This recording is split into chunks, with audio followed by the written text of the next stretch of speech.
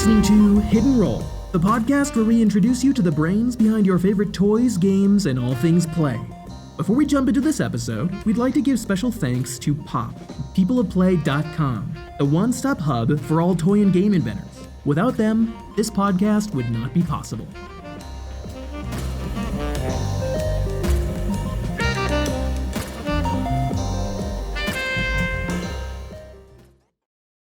Welcome to Hidden Roll. I am engineer, artist, and game inventor David Yakos. And I'm Branson Faustini, our resident dungeon master. And we're here today just to dive behind the scenes, and we're excited to share a lot of our favorite stories, a lot of our favorite people that we've got to know over the years, and some of our household favorites. Coming up, we've got the inventor of Jenga, Leslie Scott. But today, we have a treat for you. We'd like to welcome Mary Couzin here, and she, I guess, is like the wizard behind the curtain when it comes to the toy and game inventing realm. So welcome, Mary Couzin. Oh, wow. What an introduction. Thank you, David. Thank you, Branson. I don't know if I can live up to that, but I'll try. I don't know. So just to start off, Mary, thank you so much for joining us. When it comes to Hidden Roll, one of the things we want to do is really show some of the magic that happens behind the scenes. And when it comes to the magic behind the scenes, I couldn't think of a better way to start than somebody that is coordinating and facilitating really the toolkit, the tool set for startup inventors and professional inventors alike for the entire industry. And so thank you for being here to help share your story and tell us how to do that. Wow. Thank you for having me. So you bet. We just want to start out, just dive right in. How did you get involved in the industry? Because you weren't always into toys and games. No, I've done everything. I've sculpted cakes. I've been in benefits and compensation. I was in real estate actually for a long time when I started inventing toys and games. And I fell in love with it. I had a friend at Western Publishing before Hasbro bought them who used to bring down the prototypes and the comps, and we would play them, and he would tell all the stories about the inventors. And I just fell in love with the business and loved the stories. And I thought, well, gee, I have an MBA. How hard can this be, right? Well, an MBA has nothing to do with inventing toys and games. But I did learn along the way. And like I said, I love the people. It's my tribe. And as soon as I could, I cut my day job out. But I always tell people, do not leave your day job until you are ready, because a lot of people do that, as you know. So it's not just going to pop into Walmart. You're not going to make your $1 million out the gate. Right.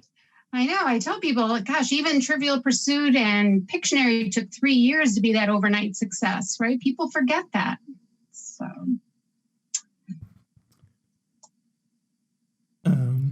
So what was that spark that made you create ChiTAG? How did you jump into that?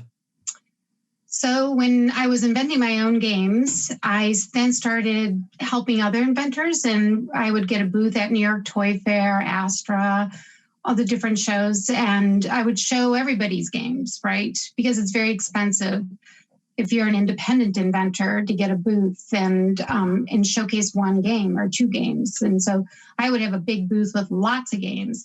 And then I went to Essen. I was lucky enough to have Alan Moon show me around Essen, and I saw how people treated him, right? Like a celebrity. And all the inventors, right, were treated like celebrities. And even more important than that, I saw families playing together. They were even in the aisles playing together. And at that time, schools even gave the kids the day off to go to Essen to find games and play games. It's a very different culture there. And I thought, sounds like a good day of school. I want to go to that school. I know, right? Exactly. And so I thought, wow, we really need this in the States. We didn't have anything like for mainstream families. And so I came back and I rented Navy Pier. I thought, this can't be that hard, right? Who doesn't love toys and games? Everyone's going to come. You rent one of the biggest, most exotic venues in the area. Just in the whole Midwest. I know. It was really, in retrospect, I wouldn't have done it had I known it, right? But that's the thing. You just do things. Anyway, it worked out. I've learned along the way. We've added loads of events since then.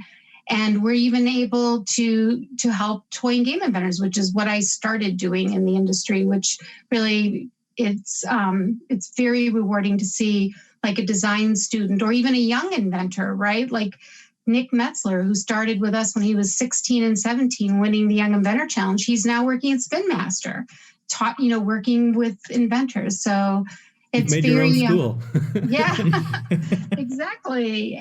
Degree in play. And he gives back. He still talks to younger kids, like he Zooms with them. It's just, I love the people, the community, the tribe. There's nothing like it. So flashback to, I'm curious, I've got 4 kids and I wonder what would it have been like to be your parent, right? Going back, somebody that's like, here's this idea. I'm going to go ahead and rent this big venue. Like, what were you like as a kid? Well, I'm a firstborn, right? So you have to be in charge and you've got to just do things. And well, my daughter invented a game when she was in 4th grade too. So we produced that and sold that. And I believe in the creativity of it all behind it, right? And someone once said that you don't want to be on your deathbed someday and say, I wish I had tried this, or I wish I had done that. Like you just have to go for it. I mean, what can really happen? So, I did all the wrong things in the beginning. I mortgaged my house. I did all of that. I mean, it worked out, obviously, but still you just have to try. You cannot, just give it your all. So. Yeah.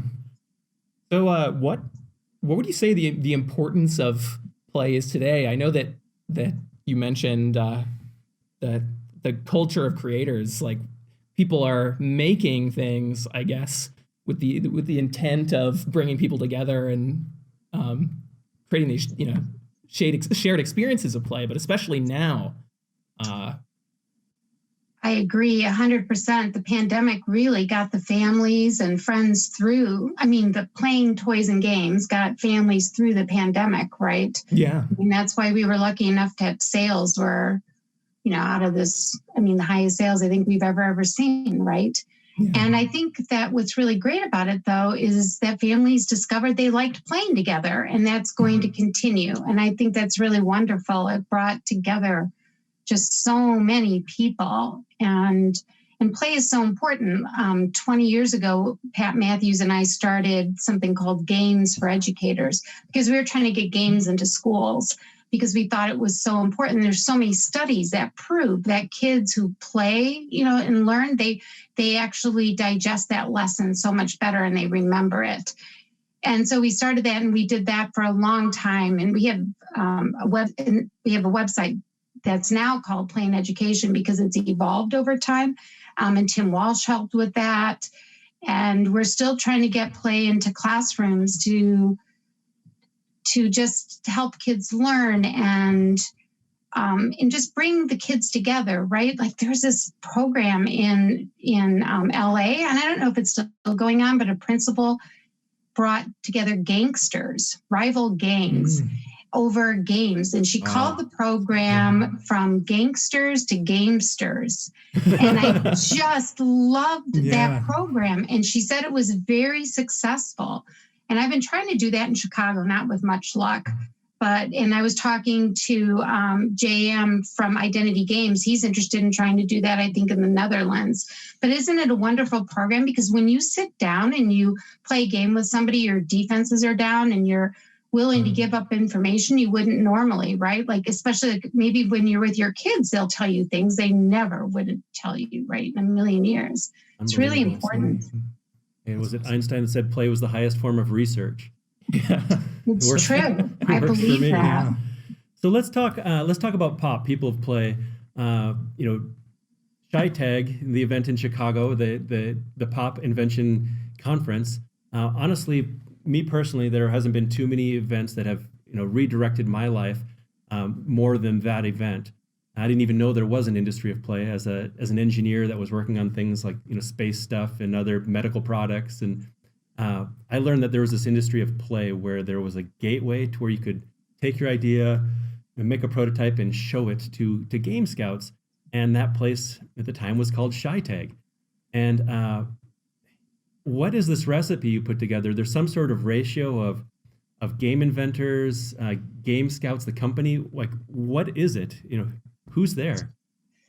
Everyone's there, right? We get people from 25 countries. And when we were virtual, we had people from 95 countries. It was crazy. But the secret sauce is just community, right? Giving people a place where they can meet and give back and learn. And in the face-to-face is so important. Like, we have breakfast, lunch, dinner together. We rent a pub. We celebrate, right, the industry at the ChiTAG Awards. And it's really, it's the sense of community. And in addition to that, I think the fact that I started as an inventor, I know how hard it was and what I needed to learn and know, which I couldn't find back then. And so I knew how to start the program, right? It's evolved slightly over the years, but the bones are still there. We know the topics we need to cover. We know the right experts to tap for that. And I don't know, it's wonderful to see how many people have started on like a new inventor track and then gone and the design student track and gone up to professional inventors. I mean, we've got a lot of those, and how many toys and games have been licensed and friendships formed, right? So many friendships formed and so many inventors that came together and now are creating toys and games together, right? So it's it's a family, right? Like and everybody welcomes the next person in. So it's the only industry I know where you can have like quote unquote competitors, and then after all of the work, everybody goes to a pub and gets out a game and plays till 2 a.m. It's true, right? I don't think you find that at too many other trade shows or events. I don't think so. I don't know, but it's just magical, isn't it? I tell you what, I love it. Yeah. Yeah. So like, as far as like inventors, who's coming? Like, yeah, like I starting out as a young inventor, right? Like it feels like, whoa, it's so big. It's so beyond me. Like I'm curious, right? Like, yeah, do you have something set up for obviously the professional inventor, people that are doing this day in, day out as part of their profession, but then you've got people who are coming out there, they maybe got one item or an idea. It's true. Different tracks, like how do you go about that? Yeah. Right. We have 4 different tracks and they crisscross throughout the 4 days to 2 to 4 days, depending on which track you're on. And everybody benefits from that, right? Because everyone gets to meet other people and share stories. And so we have the new inventor track, the design student track, professional inventor track, and the product acquisition, or what you call the toy and game scouts. And I love that. I don't normally hear people say that term. And I'm thinking now I've got to change. It used to be the inventor relations people, and then it kind of evolved to product acquisition executives, but that sounds so kind of formal, that's too businessy, right? Yeah, for this business, I think I'm going to have to start using it, right? I'm going to have to start using toy and game scouts. I really like that. But they all crisscross. And then what's also very awesome is that a huge proportion of the people that attend of the pro track then also mentor and help judge the Young Inventor Challenge on the weekend at the fair. And what kid, I mean, think about being a 12-year-old kid and having the inventor of Bop It or the inventor of Vortex Football or I mean, all of them, right? Like, or inventor of Jenga, like they're all there helping these little kids like grow and pitch and just give them feedback and mentoring. It's amazing to see it. It really is. So one of the things that I've gleaned from it is the importance of the pitch and the toolkit of how, like, here's an idea, and sometimes you've got 30 seconds, a minute. You've got to get somebody to understand and fall in love with your idea in such a quick amount of time. And how important have you found that pitch is, and like, how are you helping equip all the inventors with that? Because I know you personally, you like to be behind the scenes and helping everybody, but tell us about the pitch. So the pitch is critical, right? So we even have a whole page on our website dedicated to the pitch with several videos and I think 20 different white papers from different people in the industry. And because that's how critical it is for us to amass that kind of information from that many different people. So to get the point across how important the pitch is. But it makes sense, right? Because when you see a product in a store, you're just looking, right? You're looking down the shelf. And that product's got to sell itself. So you do need to sell it within 30 seconds. It makes total sense. And I know that the longer inventors talk, they lose people, right? It's really interesting. You had me at hello and you lost me at rule 17. Exactly. I mean, really. And it's interesting to watch the pitches. So... And also, a thing also that inventors need to learn when they're first starting out is, sometimes your baby's ugly, right? And you've got to accept that. And, sometimes you have to start over, right? Oh, it's valuable information. I know for us as a team pitching games, we have thousands and thousands of rejections. But I look at those in the form of like, hey, this was some good litmus tests. And if you start to listen to that feedback and you can hone in an idea for sure. Right. Well, also, don't you think that sometimes the idea may not be right that year, but it's right 10 or 20 years later? Like, I think we were talking about Doggy Doo. Doggy Doo sat in the closet for 16 years and it was a bring out your dead. And then it sold, 10 million or something? That was, a Bruce Lund item, but they didn't sell it the first time around. So imagine being Bruce. He's probably got thousands of things in his, closet for bring out your dead. Proverbial do closet. I know, it's funny. But I do think it's a lot about timing too, right? For sure. What other things do you think inventors seem to want to learn the most? Like, what other... Well, a new inventor is always worried about someone stealing their idea. And it's hard to get it across to them that if you don't tell anybody, nobody will ever know about it. And then you'll never go anywhere anyway. You've got to take a risk out there.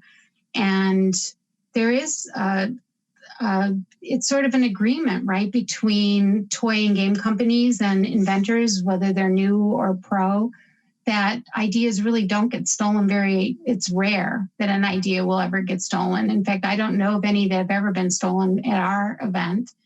And people have to trust. You have to just put it out there and have some faith. You mentioned community earlier, and I think that's one of the key parts of this alchemy is people talk, and you've got an inventor community that's strong, that are close friends. You've created like this environment that's like family, where somebody does kind of mess with the system and word gets around a little bit. And there is that accountability that I do appreciate in the industry of play, for sure. With these events, are there any like crazy or notable stories or of something that you think you would want to share? Crazy or notable stories? Wow. Anything funny that's ever happened at these?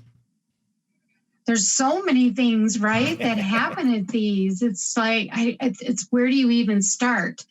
And I know that at ChiTAG in particular, some people never go to bed, right? Like they're so happy to be with one another. They stay up all night long and do nutty, crazy things, and then just kind of shower and come to the conference. It's kind of funny. Wow, though, there's just so showering. Yeah, that's true.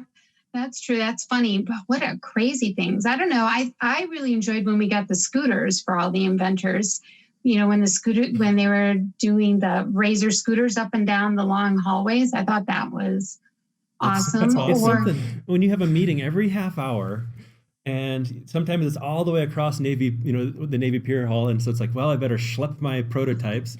So you hop on a scooter and you're just buzzing down the hall, high-fiving other people, as you're I know. Going. I mean, it's a play industry. You got to make it fun. And then you've got people like Robert Victor, who specializes in Nerf things.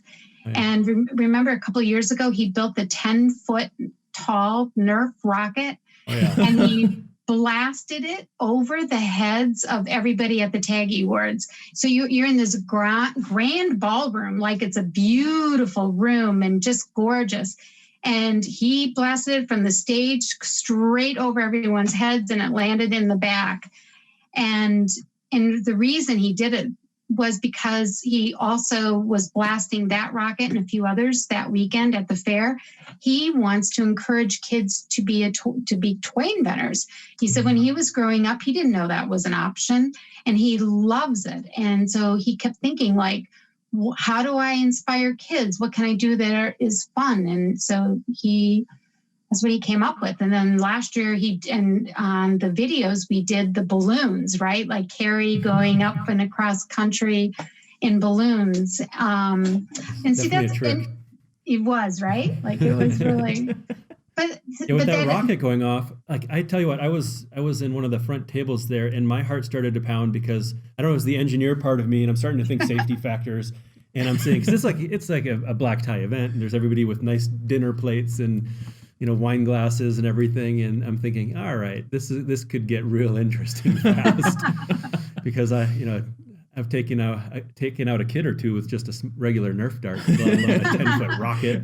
That was, I think that took like 6-7 kids jumping up and down on a foot pedal to get that thing to shoot. So yeah, that's true. Yeah, we had that's right. We had the young inventors doing that day. Yeah. I've never seen so many people at any toy event pull out their cameras to film it. Right. Oh, yeah. Because I was off to the side, and everybody, it seemed like, had their mobiles up filming it. It was awesome. Yeah, everybody experiencing it in person digitally.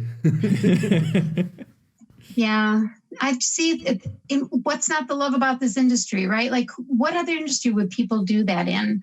He wasn't being paid for that. Robert just wanted to inspire kids and have fun at the TAG Awards. It's not. Good man. I don't know. It's fantastic. Awesome. What about success stories? I mean, I guess. Yeah. What are the big who are the big name takeaways from? Well, the first one we had, which really kind of put us on the map many years ago, was a game called Picharika. Do you remember that? From a guy in, where was he? Belgium, I think. Arnie, I think was his name, or Arn. And that put us on the map, right? Hasbro picked it up. And it was the first time they picked up and developed an IP themselves that wasn't an existing hot item in like 2 decades or something crazy like that. Then since that time, even from everybody from the young inventors have licensed items, I think probably a dozen. Oh gosh, no, it might be more than that. More than a dozen kids have gotten their games licensed and out on shelves, and they're still out on shelves, like in Target and other places. And there's, I don't know, if I had to guess, I'd say 1,000 items have been licensed over the years, at the new inventors and pro inventors, maybe even more than that, because it's so easy, right? To go from one meeting to the next meeting and everybody's together. And I'd have to guess over 1,000. Wow. So. It's an industry where a good portion of intellectual property or concepts aren't developed in-house. There's a lot of it that are coming from invention houses and for independent inventors, from the different listeners that are on here. That's an idea. It has a good pathway for any idea to make it to the shelves. Yeah, if you think of the biggest brands out there, the very biggest brands, they were all invented by independent inventors. Right? Jenga that you brought up earlier, Bop It, Nerf, Twister, Uno, like we could go on, right? Like they're all the biggest brands, or the vast majority of the biggest brands were not invented in-house. Yeah. It is. So one of the things you help bring is you highlight was the taggies. And so I know with the International Excellence Awards, you're able to highlight a lot of different things. What made you think of this? Well, first was being at Essen and seeing how inventors, or authors as they're called there, were treated. And then Tim Walsh had said something that stuck in my mind. He said, if you sell 1,000 CDs, you're on a cover of Rolling Stone. Not 1,000, sorry, 1 million. If you sell 1 million CDs, you're on a cover of Rolling Stone, 1 million books, the New York bestseller list. But if you sell over 100 million toys or games, like Jenga, actually, since we talked about Jenga, nobody knows who you are, right? Like, how crazy is that? And why shouldn't toy and game inventors be treated like their creative counterparts in music and in the culinary worlds, literary? It's crazy to think about, right? And consumers today want to know the stories behind the products they're buying. And I do know that at ChiTAG, at the fair part of it, they love meeting the toy and game inventors. They love it. And the one that will always stick out in my mind is when Reuben Klamer came, and Reuben invented the game of life and loads of other things, 1, 2, 3 roller skates, Tupperware items, very prolific. And he's 99. And I do believe that inventors live longer than anybody else because I think their minds never stop, right? And so Reuben was sitting in the Hasbro booth, this giant Hasbro booth, and he was signing Game of Life games for people. And they ran out of them, and they had to run to a Target and buy more, and then run out to a Target and buy even more. Like, they just kept running out of them. But the line to meet Reuben wrapped around the Hasbro booth and out the front door of the fair and down the hall to meet Reuben Klamer. And it was just magical to see that. It really was. I love that about the Taggies, that you do honor like the toy and game inventors of the year, the top marketing groups. You've got the Rising Star, the Young Inventor. But one of the things you've included is like the Lifetime Achievement Award for people like that. I remember this last year, it was, we had Rubik was there, and I know. I forget, what was that product that he invented? It was Rubik something. Like, who doesn't know the name Rubik? There's one that's that carries through. Just, right? Can you his name was imagine attached having to your the cube. the idea of having a product named after yourself, right? Like, it makes sense. But there's nobody, right, that has never heard of Rubik's Cube. It's the craziest thing. And he was a professor, right? And he didn't start out to invent a toy or game. That wasn't what he was doing, right? He was trying to develop something to help his students. So it's, he didn't, it's not that he wanted to be a billionaire. That wasn't what he started out to do. It's just a lovely story, right? And we've had, in the year before that, we had Ivan Moskovich, who was 94. Man's 94. He flies out here from Amsterdam, and he gets up on the stage unaided with his speech, and it was a lovely speech. And he was a constant 5 different concentration camps he was in. He survived that.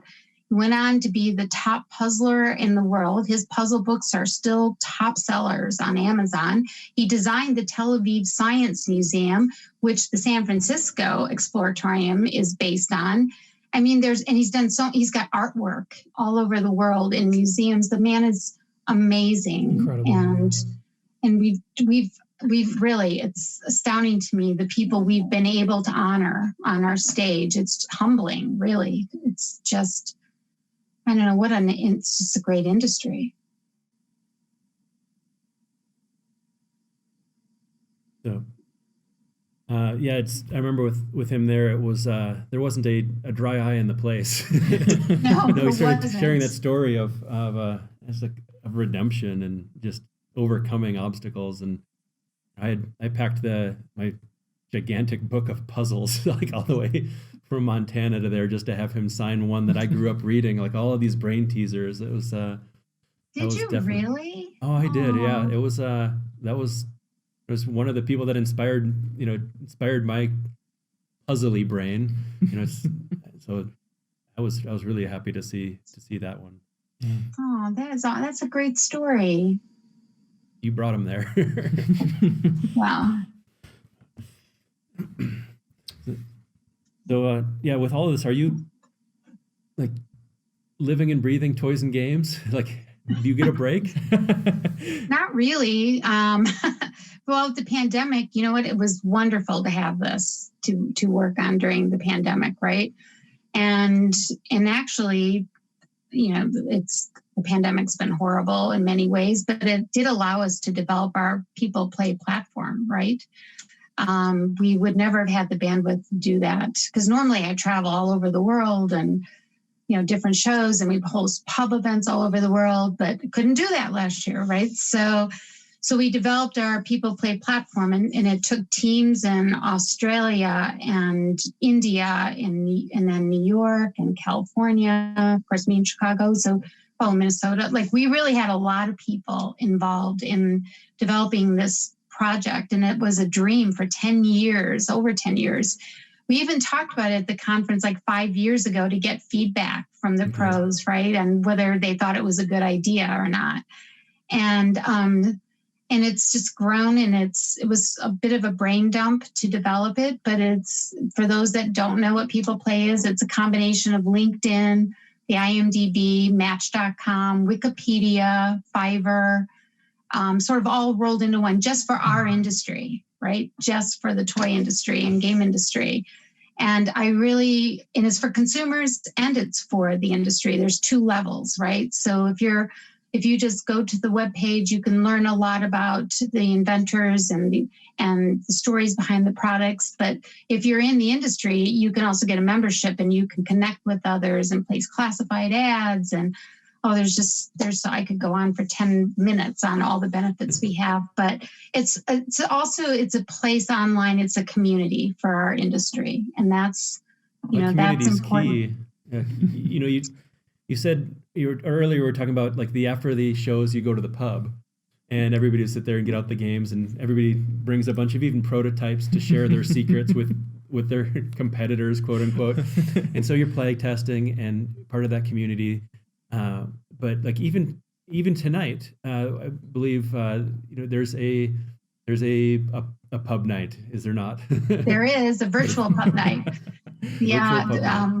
We've got all these rooms, and we're going to start utilizing even more. So at the first Thursday of every month is just open for people to come and stop by. And we've got 5 different rooms. So if one gets crowded, some people can just kind of break off and go into a different room. And they're very simple one-click rooms. So if you want to be a toy and game inventor, you better show up in one of those rooms, because everybody that's like the toy and game scouts, as we call them, and your fellow inventors are all there. And these ones are virtual. Thank you, COVID. So these are virtual meeting rooms where we get to hang out and just share some stories, some tips, some facts, and just chat. Yeah, I love it. It's great. Like when we had the events in November and then Spring Pop, people were in those rooms chatting until 1 a.m. I mean, 1 a.m, like nobody wanted to leave. Everybody missed each other. And it was really beautiful, actually. It was nice. That's special. It is. It truly is. So one of the coolest things, I think, personally, through that you host through People of Play, is the Young Inventor Challenge. Me too. And I know that, like, if I were a little younger, I would have been, so excited about that. Could you talk a little bit about that? I guess Sure. I love the kids. Just really love. I mean, they're inspiring. They're just. So we started that 15 years ago. As I said, my own daughter had kind of. She was the inspiration for it.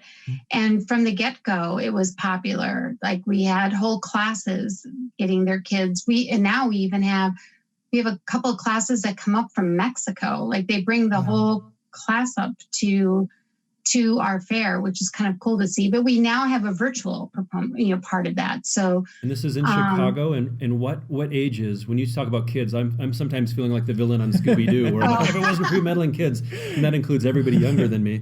Like I get that. 6 to 18. 6 to 18. Oh, wow. Yeah, and we've had really incredible kids. We had this 7-year-old. His name was Kadar. He invented a board game to teach blind people how to code. Wow. And he won. He won his age category, and naturally, that's wild. Yes. And he was so present. He was so articulate. We got him on the Steve Harvey show and ABC, NBC. He was everywhere. And then he did a TEDx talk, and he's outstanding. Like, you can search for this TEDx talk. It's crazy. He's so good. And then he entered this past year, he entered again, and he watched last November. We had one of our panels, we had 35 panels, but one of them was 4 presidents from Mattel, the current one and 3 past presidents. He watched that panel and took notes, pages of notes. And then he sent them to me, and he's like, I was inspired at this point. And then when Jill Barad said this, and then Richard Dixon said that. And I was like, what? Like, who does that? And so I sent all of his notes to those 4 presidents, right? And they were so touched. All 4 of them responded within the hour. I mean, these kids touch a lot of people, not just me. Like, it's, you almost, well, I have cried at some of them, like Play Monster. And I know you have a lot of games with Play Monster. Play Monster licensed 2 of these kids' games, and they decided to have them to their offices. And they invited me to come out there. And from Bob Wan on down, like all the top executives in the company, we were all in the conference room sitting around, and Bob started, and he went through like their principles of play and why they do the things they do. And then they asked these kids questions as if they were adults, pro inventors, and got feedback from them. I literally cried. Like, it was so beautiful. And I don't know, in Goliath games, like, mentored these kids. They had this thing where every week they had a meeting with the kids, and then they flew them up to Target. Like, is that the craziest thing that these kids do that to you? You just, and their games sell, right? Like, it is amazing. It's so inspirational. Like, one of the things you see with the kids that I feel like adults have the tendency to grow out of is that bravery. Kids don't know that, about rejection in the same sense. And I feel like they don't have that same, I'm going to give up now. I don't want to put it out there because somebody's just going to hate this. And it's like, they're going to put it out there because it's the best thing ever. And they're going to put it out there boldly and shine. Like, that's the type of inspiration that I get from those Young Inventor Challenges. It's true. As a designer and inventor. Yeah. They take the feedback, unlike some adults. Those kids take the feedback and they make the changes, and they come back the next year. I'll never forget, like, there were 2 sets of girls. Both of them actually were licensed by Goliath, and both of them didn't win until their 3rd try. Like, the same idea. They just kept refining it. And on their 3rd year, they won. Both sets did. And I mean, if that doesn't, they're showing you real grit, right? Like, don't give up. Yeah. So are there some success stories that you talk about, some of them getting into Target, or are there some in particular that you can think of that made it to the shelf? Oh, right. So You Betcha, or Betcha Can't. It's called Betcha Can't. Right. Is a recent one. And those 2 girls, actually, interestingly enough, one of the girls moved to Utah in the middle of inventing it, and they finished inventing it online, like over Zoom. So that was before the pandemic. And so it's kind of funny that they were doing that before. And they've since done videos to help other kids, like telling kids, don't be afraid to try, and persistence is key. And I love their videos. We actually have them posted on the website. So that one was really cool. Well, Nick Metzler's, one of his first games when he was 16, he won with a game called Squashed. And I think it was the first cubed board game. And so on your turn, you could either move something on one of the sides, or you could pick it up and squash your opponent. Like, and I think that is still being sold worldwide, and it's been 10 years. So we all want to squash our opponents. I know, right? Yeah. Oh, yeah, there's been some really great games out there. These kids are just really amazing. So, is there any advice, I think, that you can give to inventors, young and old? Well, Calvin Coolidge has this quote about persistence. And I have it, actually. It's just a little bit out of my eyesight from here. It's up on my bulletin board. And I always tell all inventors that persistence is your number one thing. Like, don't give up. Sometimes it means you have to change your idea, or you just can't give up after the first time. I personally invented a load of games before I finally got one manufactured and one licensed. I probably went through, it's been a while, probably close to a dozen games before I actually had a winner. So do you think that's one of the biggest roadblocks, is just rejection as an inventor, or is it writer's block, invention block? Like, what is that biggest roadblock? I do think so. I think a lot of people can't take rejection, right? They just, because I've seen new inventors fight. Like a new inventor will ask you for, and this doesn't happen all the time, but sometimes a new inventor, not a young inventor.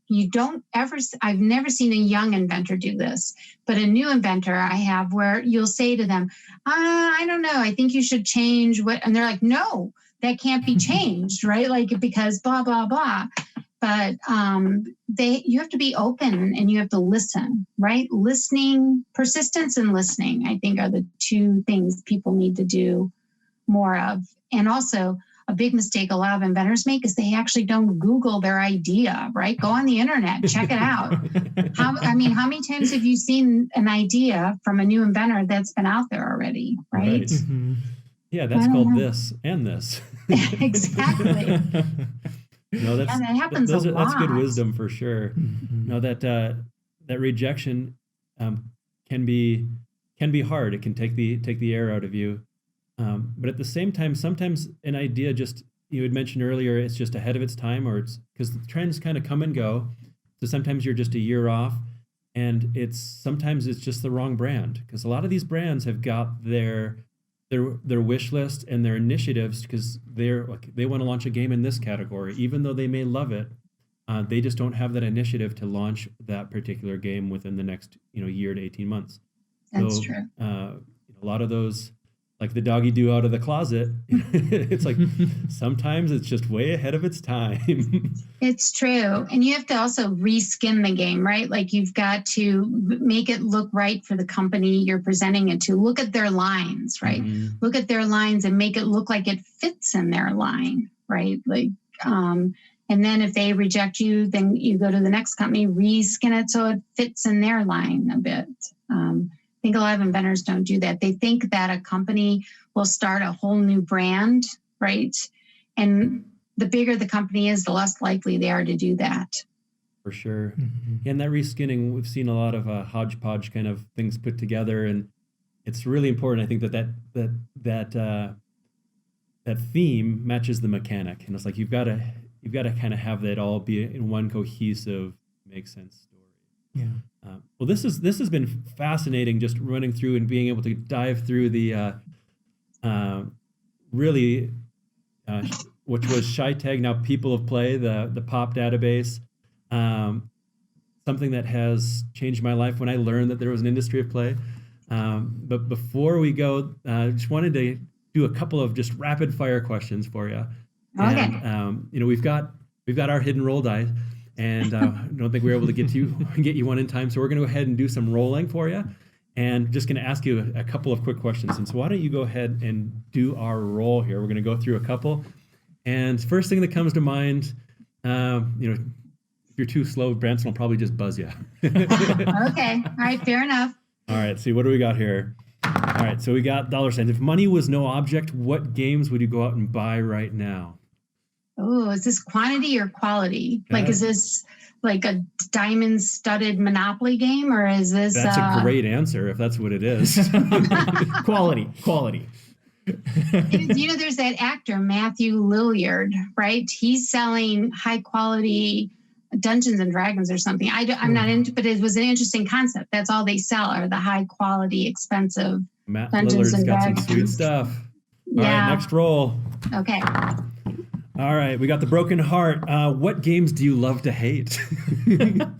Well, that's an interesting question, because playing little kid games with little kids, like I hate Sorry and I hate this, but I love playing them with the kids, right? Like, it's not about Such the game. a good answer. Right? Such a good answer. So, yeah. Oh yeah, love the time with the kids, but sometimes that 3-year-old gaming concept just doesn't land quite right, No, right with an how many experienced gamer. times? Yeah, exactly. When do we get to attack you with this candy in this candy land? Exactly, right? Yeah. They're never ending. All right, one final roll here, and we've got reroll. Oop, come on, and we've got what genre needs more games? Ooh, a genre. Well, I would say women design games, but maybe we shouldn't go there. But let's go there. Yeah.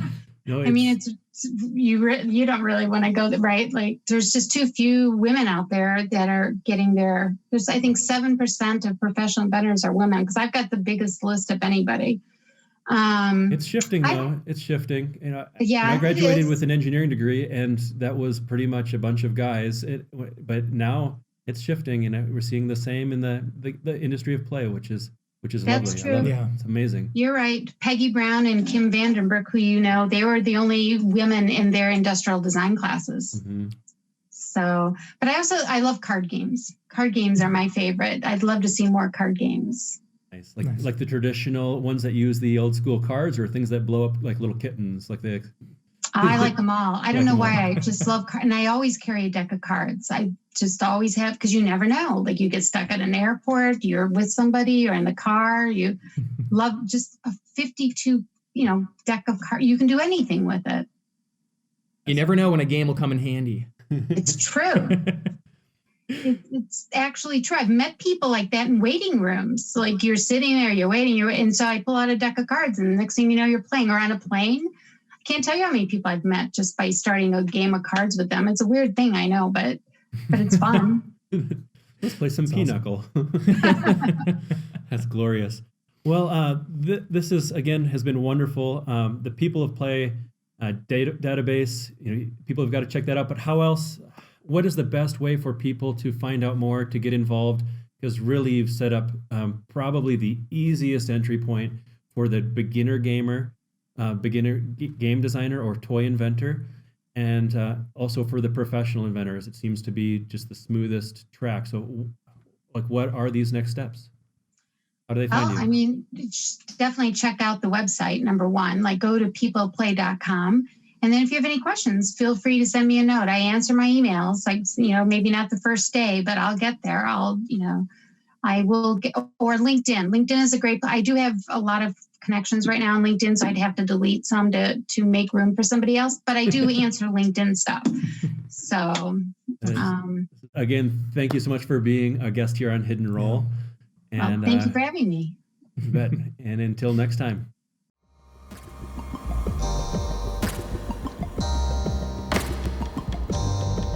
This has been Hidden Roll, the brains behind your favorite toys, games, and all things play. If you like what we're doing, the best way that you can support us is to like, thumbs up, comment, or leave a review and share us with your favorite brains. Follow Hidden Roll Podcast anywhere that podcasts can be found.